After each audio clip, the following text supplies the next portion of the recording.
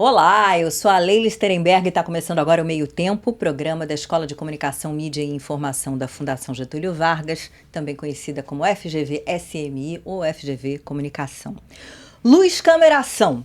Cinema é imagem em movimento. Pode estar na telona, no streaming, em pílulas ou edits, se você preferir, nas redes sociais. É por aí que muita gente está descobrindo filmes consagrados, inclusive brasileiros, e grandes diretores. Prepara a pipoca que a sessão vai começar.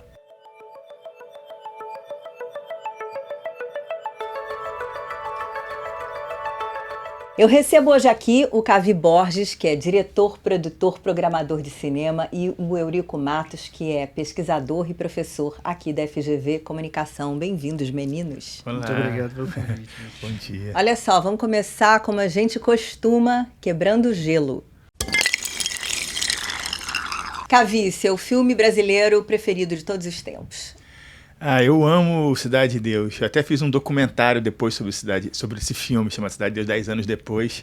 É um filme que eu acho, assim, bom em todos os aspectos, nas atuações, nas filmagens, na edição, no roteiro. É um filme que eu sempre que vejo e revejo, eu vou clicando lá o canal, assim, paro no filme, assim, não consigo parar de ver. Assim, é um filme que me prende, eu já vi mais de 20 vezes. Professor Eurico. Cara, o meu favorito é O Homem do Ano, é um filme de 2003, um drama bem psicológico, assim, e um dos primeiros filmes aí do Murilo Benício também, então uma atuação brilhante, assim, eu gosto bastante, e o filme é uma tensão, assim, forte, tem um equilíbrio entre uma violência física e uma violência psicológica que eu acho muito interessante, assim. Eu vou num lugar comum, que é Bye Bye Brasil. É um filme novo, né? Uma novidade, assim. Sabe que eu gostei de Bacurau também? É ótimo, Bacurau mexeu nossa. comigo, cara. Eu saí impactado do cinema. O Lucas Salgado, repórter do Globo, fez uma matéria recentemente. Ele gravou um depoimento pra gente. Vamos ouvir. Eu publiquei uma matéria sobre a geração Z redescobrindo o cinema brasileiro através de cortes e trechos publicados nas redes sociais, especialmente no TikTok, né? Isso foi uma coisa que eu estava notando já há algum tempo, né? Como que vídeos de trechos e vídeos de montagens, os chamados edits, né? Cortes bem rápidos de filmes com uma linguagem mais pop e uma trilha sonora forte, como isso estava viralizando muito nas redes sociais, e isso me despertou o interesse de saber se as pessoas estavam de fato procurando esses filmes ou se era um consumo assim, muito daquele vídeo imediato como um viral, né? E foi interessante notar que de fato esse tipo de edit, esse tipo de viral tem sim despertado uma procura em filmes e séries brasileiras. A gente tem o caso muito marcante de Hilda Furacão, né, que é uma série que está no Globoplay desde 2021, e de dezembro para cá o número de procura cresceu 150%, sabe? Porque ela começou a viralizar no TikTok e muito nas redes sociais, e as pessoas de fato estão consumindo a série, né? Que fenômeno é esse, Eurico? Então, eu acho que tem uma coisa que é muito importante da gente lembrar, que é o papel do TikTok na própria indústria do cinema, né? Então, eu vejo 3 espaços possíveis, 3 pontos de conexão que são possíveis aqui. O primeiro é o TikTok enquanto um espaço de divulgação cinematográfica, né? Então, ele é a partir desse meio que grandes estúdios também começam a divulgar as suas próprias produções, mas também é um espaço em que produz uma nova linguagem possível cinematográfica, né? Então, através dos cortes, através dos novos recursos que existem ali dentro, né? Então, você pode colocar um áudio completo de uma obra, o áudio original de uma obra, e as pessoas reproduzirem aquele áudio com suas próprias imagens, por exemplo. Então, isso gera uma outra relação dos usuários, dos telespectadores, daquela audiência que anteriormente era passiva, que se torna ativa e coproduzindo. E aí eu acho que esse é o terceiro aspecto, né? Então, o TikTok se tornou um espaço também de coprodução. Essas imagens, aí eu acho muito interessante na sua abertura que você fala que cinema é uma imagem em movimento, mas é uma imagem que ela em si não traz um significado. Ela é constrói o significado a partir dessa relação que se tem com a audiência, né? Então a audiência é capaz também de produzir esses significados. Então no TikTok isso se torna muito potente porque ele é uma ferramenta também de produção de sentidos. E aí quando a gente tem nesses edits aí, a gente vê justamente isso. As imagens são reconstruídas para produzir significados para aquela audiência específica, né? Então é uma potência muito grande, né? É uma reconstrução daquilo que já foi construído anteriormente para tornar trazer um outro significado possível. E até transbordando para outras redes, né? No início da nossa conversa aqui, a gente viu um edit ou edit que foi parar no Twitter, e aí tem cenas de Eu Sei Que Vou Te Amar, do Jabor, e com uma outra música, que eu acho que nem tá no filme. Não, é o Tim Maia, né? Acho que ele pegou o lance do Eu Sei Que Vou Te Amar, aí pegou uma música de amor do Tim Maia e botou, não faz parte da trilha. Mas é isso, como ele falou, uma ressignificação do conteúdo, né? Você pega aquilo que existe, muda a sua disposição, bota a música que você acha que vale e você cria quase um novo obra audiovisual. Isso acho que é totalmente contemporâneo e desde a internet, isso tudo vem crescendo muito.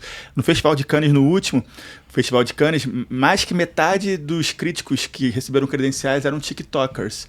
Você vê que o próprio Festival de Cannes, que é o maior festival do mundo de cinema, já está se abrindo para essas novas tendências aí, que é super legal. E você tem organizado eventos, sessões no Circuito Estação com um público muito jovem. Então, conta o que aconteceu nos últimos anos. Realmente foi uma surpresa. Eu acho que talvez a gente tenta entender, assim, como que essa galera passou a vir ver filme brasileiro, filme antigo brasileiro. Talvez a Covid, né, seja uma das respostas. Eu acho que a galera ficou muito com vontade de se socializar, né? Sair, encontrar pessoas. Como a gente faz eventos que, além da exibição, tem o debate, tem os sorteios, tem a festa, a gente transforma num evento. Isso atrai os jovens. E a gente percebe que, por exemplo, os shows, o teatro, o pessoal já voltou 100% já a frequentar depois da Covid. O cinema ainda não. Você vê ainda a ocupação é muito pequena ainda, tá? 10% a 15%, é muito baixo. Mas quando a gente faz esses eventos, lota. E a gente percebeu que vinha com esses jovens. E a gente começou a tentar, mas de onde que eles estão vindo? E a gente começou a entender que, assim, não só o pessoal faz faculdade de cinema, mas o pessoal quer encontrar, vira tipo uma festa, assim, entendeu? E um vai chamando um amigo, vai chamando um amigo e lota. E a gente, por exemplo, eu fiz uma sessão do Cidade de Deus, que era um filme que eu achava que todo mundo tinha visto já. A gente sempre pergunta, quem não viu o filme ainda levanta o braço. 90% levantou o braço, ou seja, eles estavam descobrindo o Cidade de Deus, vendo pela primeira vez no cinema. Interessantíssimo. 20 anos depois, uma nova geração redescobre um filme que eu achava que era um filme que todo mundo já tinha visto. E quando você fala jovens, a gente está falando de que idade? É isso, de 13 a 25. Teve um debate lá muito legal do filme da Lais Bodansky sobre o Pedro, né, que é com Kawan Reynolds, e aí na hora do debate levantou a mão assim, e quando viram uma vozinha fininha, ela olhou assim e perguntou, quantos anos você tem? Eu tenho 13.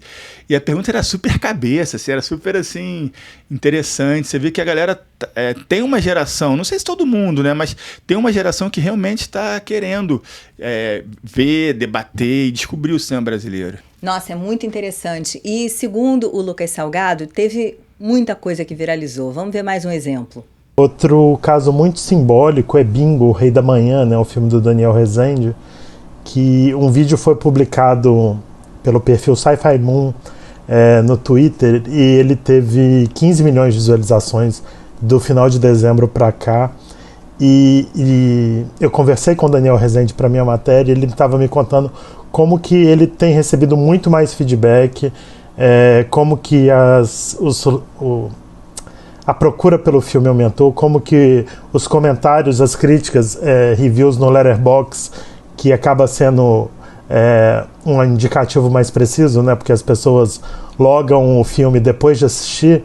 Então ele falou como que cresceu muito as pessoas logando o filme e comentando o filme no Letterboxd, e que ele inclusive considera que mais pessoas viram o filme nessas 2 últimas semanas do que em toda a trajetória do filme no cinema, onde o filme foi visto por pouco mais de 200 mil espectadores, e também no streaming, ele está disponível na HBO Max, né? Tem sido um fenômeno interessante, a gente imagina que ainda vai vir alguns desdobramentos, né? Canais como o Canal Brasil, por exemplo, já tem adotado essa linguagem nas suas próprias redes sociais. tentando chamar a atenção do público para a programação. Eu imagino que, a partir de agora, muitas distribuidoras e exibidoras vão começar a ficar mais ligadas nesse tipo de comportamento e nesse tipo de viral, até para tentar vender os seus filmes em cartaz, né? Talvez a gente tenha aí uma nova versão de trailer, uma nova versão de consumo. É uma coisa assim que ainda é muito nova, mas que já está dando desdobramentos bem interessantes no meio. Então é algo assim que eu acho super legal a gente estudar e ficar ligado. Vocês acham que é aleatória essa viralização ou tem elementos nesses filmes que são, digamos assim, escolhidos para ganhar um edit e aí acaba caindo no gosto da galera? O que você acha, Eurico? Acho que tem uma questão que é muito interessante sobre o estilo, né? Às vezes, muitos desses filmes que são reeditados aí pelos públicos, pelas audiências, falam um pouco sobre aquela geração, sobre suas expectativas, né? Então, quando a gente fala de Hilda Furacão, a gente traz aí o papel de uma mulher forte, o que, de fato, acaba sendo reproduzido por muitas dessas gerações mais novas também, né? Desses públicos mais jovens, assim. Então, até padrões de cores, eu vejo algumas semelhanças muito interessantes, por exemplo, desses filmes que são reproduzidos e os filtros do Instagram que tentam reproduzir aquelas câmeras dos anos 80, com aquele imagem distorcidas, assim. Então, me parece que esse é um caminho interessante, assim, estilístico também, né? Então, os cortes de cabelo. Então, no caso da Hilda, por exemplo, né? O personagem do Rodrigo Santoro. Nos anos 90 eu tive aquele cabelinho ali, por exemplo. Então, muitos usaram. Aquilo se tornou uma referência muito forte nos anos 90 também, né? Então, isso acaba sendo recuperado por esses públicos mais jovens aí. E são marcas desse estilo, dos mais recentes, assim, de maior interesse, assim, desse público, né? Você vê alguma conexão? Porque tem Bingo, tem Hilda Furacão, tem Eu Sei Que Vou Te Amar, tem Carandiru. Aparentemente são obras muito distintas. Realmente, assim, falando como diretor, cineasta, o que ele estava falando eu nem sabia, né? Eu não visitei muito esses edits, mas acho interessante as pessoas tentarem recriar uma época ou trazer uma época para o dia de hoje e transformar os anos 60 nos anos 2020. É uma brincadeira. E o cara tá fazendo cinema ali, né? Ele nem sabe. Igual a minha filha. Minha filha, ela tem 15 anos, ela já edita, faz uma webséries. Como que as novas tecnologias deram acesso a essas pessoas e elas poderem criar e fazer seus próprios filmes. Eu acho que também essa coisa de poder mexer numa obra importante, botar o seu gosto do jeito que você quer. Eu acho que isso inclui as pessoas ali dentro daquele universo ali. A pessoa se sente diretora, se sente artista também, não sei. Tudo isso é uma conjectura, uma hipótese, mas acho interessante, assim, eu vou te falar que eu comecei com esse edits, eu fiquei sabendo por causa dessa matéria também. Eu não sabia. Eu fico doido para pegarem meus filmes e fazer isso também. Eu tive a curiosidade de, inclusive, buscar uma os edits desse filme que eu falei que é o meu favorito, né? Do Homem do Ano. E aí eu percebi uma coisa que é muito forte nesses edits, que é sempre uma associação com uma obra internacional. Então, por exemplo, no caso do Bingo, a associação direta é com Joker. No caso da Hilda Furacão, a associação é com uma série americana, a londrina, chamada Fleabag. E no caso, por exemplo, do Homem do Ano, eu vi uma associação, alguns comentários associando ao filme Drive, que é dos anos 2011, mais ou menos, ali, né? Então sempre tem essa associação com uma produção que, de certa forma, é mais contemporânea aqui, né? Então, isso é um ponto que eu acho que é bastante interessante, de uma memória que essas pessoas, que esses novos públicos têm de filmes que são contemporâneos a eles, de produções que são contemporâneas a eles, e que fazem associação com essa produção anterior brasileira, com uma característica muito atual, muito recente. E aí, desperta a curiosidade e vai assistir o original, vai assistir a produção completa, né? Acho que esse é um ponto interessante. E tem espaços como o Letterboxd, não é isso? O Letterboxd é uma nova mídia social que surgiu aí para o cinema, que você vê o filme e aí você faz seus comentários sobre o filme, e isso o cara que fez o filme recebe. Por exemplo, eu vou no Letterboxd, boto o meu nome e tem vários filmes meus lá sendo comentados. Então você tem acesso direto ao gosto do público, que às vezes você só tem acesso a um crítico, né? Uma pessoa que vê. As pessoas às vezes veem os seus filmes, você não sabe o que ela achou do seu filme. Então, para mim, como realizador, é maravilhoso. Assim, eu fico lá vendo o que o pessoal achou, falando bem, falando mal. Então são essas novas ferramentas que estão surgindo, que eu acho que estão trazendo um novo público, estão se renovando, né? Como ele falou, né? É muito legal essas referências de trazer um filme antigo e linkar com um filme novo, né? E como que essa nova geração, os clássicos da nova geração, são filmes dos anos 2010, 2005, enquanto para mim os clássicos são dos anos 70, anos 80. Então você vê uma renovação, assim, de olhar, de gosto por filmes, e aí pegar um filme antigo e botar ele como se fosse renovar ele, recalchutar ele, eu acho muito maneiro isso, muito contemporâneo. Muito... E a tecnologia permite, por exemplo, legendar com mais facilidade do que antigamente, então Sim. tem a turma que fuça na internet o que tem disponível e faz legenda em português. Total, uma coisa até que o pessoal, os produtores ficam apavorados, né? Porque essa famosa pirataria, mas é assim, é uma coisa de uma vontade de dar acesso. As pessoas não só querem ver, mas querem que seus amigos vejam também. Então tem grupos que legendam filmes, séries, e um dia depois que passou na televisão já está na internet legendado em português e todo mundo já consegue ver. Então é uma loucura, como que também isso é rápido, veloz, essa nova geração... Tudo muito rápido, assim, as coisas acontecem rápidas, tempos curtos, é um novo momento, né? E ainda tem filme que não está no streaming, por exemplo? Muitos. Isso que eu me pergunto, porque o cinema tem uma mágica, e originalmente aquela coisa, a celuloide, você vai para a sala escura, é uma experiência coletiva, aquela cópia daquele filme, era uma outra lógica... pré-mundo digital. E hoje em dia a gente tem a sensação de que está tudo acessível, só que não. Não. Quer falar? Não, pode. Eu tenho uma locadora de vídeo até hoje, a K-Video também. E tem muitos filmes que não tem no streaming. Até, por exemplo, eu fiz um evento sobre o Fellini, e aí todo mundo depois fala assim, onde que eu vejo os filmes? Não tem no streaming. Realmente não tem. Eu acho que o streaming, aqui no Brasil, principalmente, ainda está muito deficitário, assim, não pega filmes clássicos, filmes antigos. Então... eu acho que isso vai mudar, claro, mas ainda está muito focado nos lançamentos, né? Eu acho que isso é uma questão, um problema. Você não tem acesso aos filmes antigos brasileiros, por exemplo. Então, é essa brecha que eu uso para fazer minha programação ali no Estação. A gente pega filmes que não estão no streaming, que a pessoa só vai ver se for ali. E aí dá certo. Ou se estão no streaming, é um streaming que é especializado em filmes clássicos, Sim, né? Então mas isso é um tem ponto poucos interessante. no Brasil ainda. Lá fora tem mais. Isso. Aqui no Brasil ainda está engatinhando nesse sentido.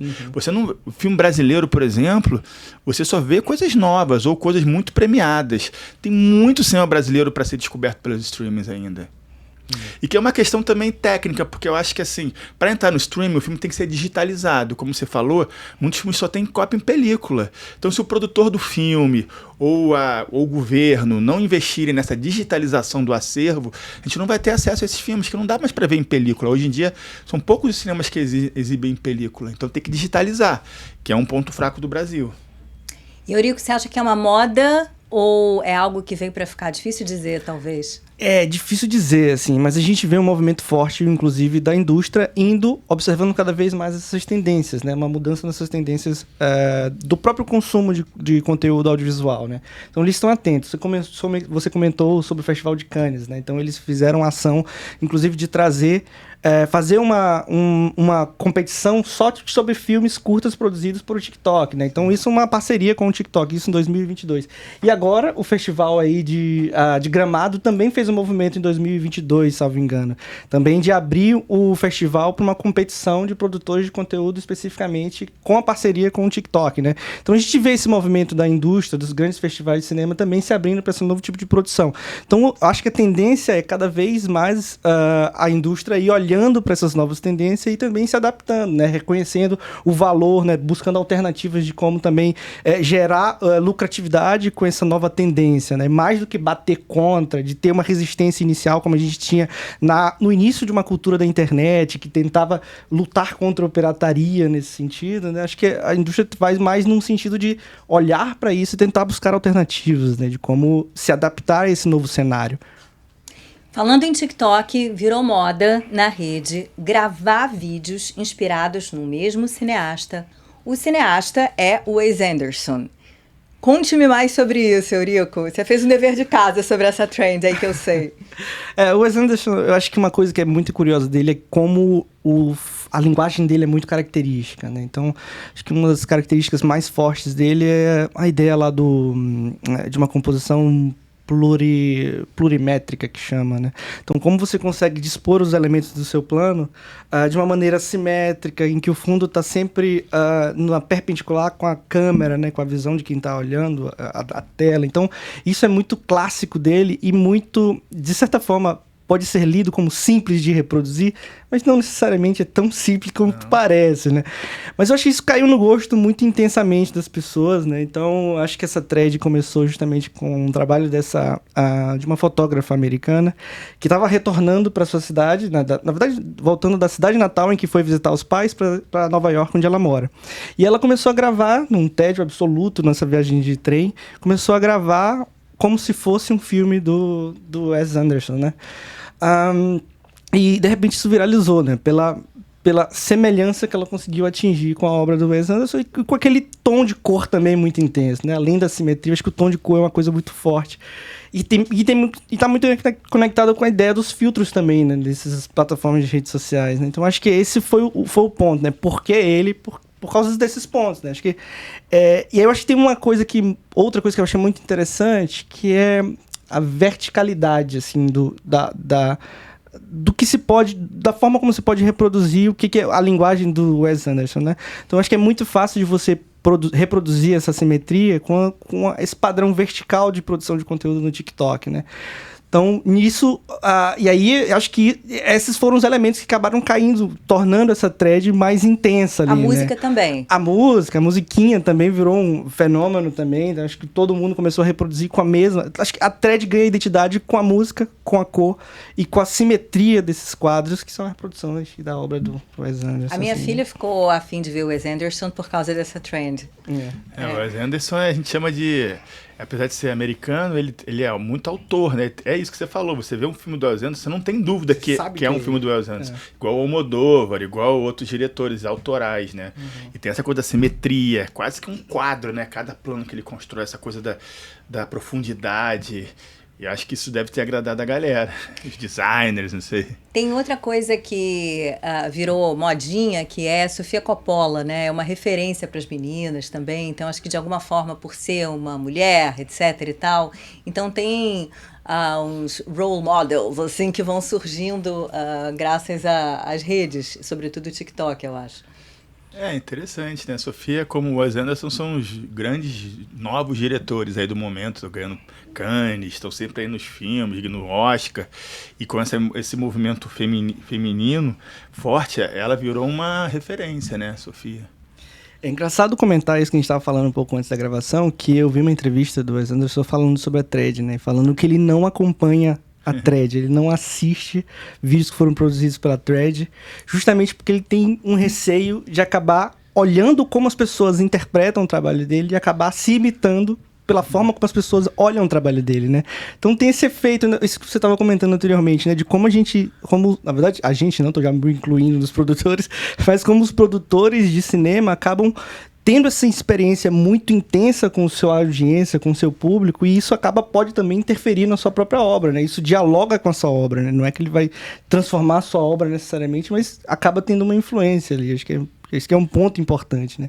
O cinema virou um espaço também do diálogo, né? Da sociabilidade sobre a obra, né? Não é uma obra só para uma contemplação passiva, mas também uma coprodução ativa também, né? Total. Eu acho que eu acho positivo, eu não acho negativo. Você ter acesso à opinião dele, saber... Por exemplo, eu vejo o meu filme totalmente diferente depois que eu leio as críticas sobre o meu filme. Tem coisas que os críticos enxergam nos meus filmes que eu mesmo não tinha pensado e faz total sentido, sim. Então, eu acho que esses outros olhares sobre a sua obra ressignificam a sua obra e faz ela ficar maior. Eu não vejo um problema. Se eu fosse o Wes Anderson, eu olhava tudo. Eu acho que, assim, ele está querendo dizer, talvez, assim, eu não vou seguir o que todo mundo quer que eu faça, né? Eu vou fazer o que eu quero fazer, tá? Coisa autoral, assim. Mas eu acho, não sei, eu gosto de entender como as pessoas entendem o seu pensamento, a sua obra, o seu filme. Isso é muito legal. Olha só, agora é aquele ponto da conversa em que a gente faz uma pergunta para a inteligência artificial. A resposta foi a seguinte: a inteligência artificial generativa pode criar conteúdo interativo personalizado, como quizzes ou filtros de realidade aumentada, baseados em filmes clássicos. Essas ferramentas podem ser compartilhadas nas redes sociais, incentivando a participação do público jovem. Além disso, os sistemas de recomendação alimentados por IA podem sugerir filmes antigos com base nos interesses e hábitos de visualização dos usuários, introduzindo-os organicamente ao cinema clássico. Essas abordagens não só tornam o cinema antigo mais acessível e relevante para os jovens, mas também promovem discussões e conexões sobre a cultura cinematográfica através das plataformas digitais populares. Professor Eurico, a sua nota. Eu acrescentaria um asterisco humano aí a resposta da máquina, especificamente no ponto dos filtros, né? Acho que me chama a atenção, acho que esse foi um principal ponto de debate em relação à greve dos roteiristas e atores e atrizes de Hollywood que a gente passou recentemente, que é sobre o uso de imagem das pessoas, dos atores e atrizes que participam dessas obras, né? Então, tem uma questão aí de você criar um conteúdo usando inteligência artificial com o rosto de pessoas que atuaram nesses filmes. Acho que esse é um ponto que eu destacaria se eu fosse o programador dessa inteligência artificial, né? Tem isso e, eventualmente, o uso da IA até para roteiro, será que é algo que... Recentemente teve uma super greve lá nos Estados Unidos sim. de atores e roteiristas por causa disso, que daqui a pouco você...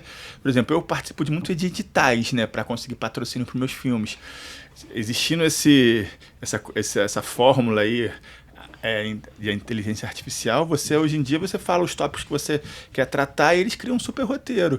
Então a figura do artista começa a perder força e quem consegue manipular melhor essas máquinas vai acabar se dando bem, se beneficiando com isso. Então tem essa questão autoral, né? Essa questão artística também junto. Não sei, é uma questão polêmica. Tem uma coisa que você falou agora que me chamou a atenção, que eu lembrei também, a questão do Wes Anderson, né? Então, você tem como pedir para uma inteligência artificial generativa reproduzir uma imagem, sei lá, de alguma imagem que você tem interesse, ao estilo do Wes Anderson, né? Então, ela consegue reproduzir uma cena, refazer uma cena, usando o que ela sabe sobre o estilo do Wes Anderson. Então, tem essa questão da autoria, né? Do espírito que um autor tem sobre a sua obra, né? Sobre uma linguagem específica.